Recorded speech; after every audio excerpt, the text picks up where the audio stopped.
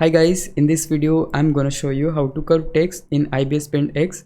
So this is the text right now I have, and in order to curve this text there is a simple solution which you can use. So first of all you need to click on your layers and just select the layer where you have put in your text, and then just click on this 4-direction arrow and you will see this window. Here we need to click on mesh form and now adjust division X to 1, and this division y depend on your text, like how long your text is. In my case 5 is going to work fine in my case.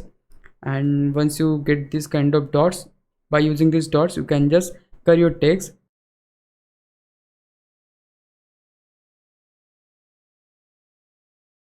So curve is looking like this, and I know it's not looking good, but yeah, if you give it a time it will going to definitely look perfect. For now I'm satisfied with the results.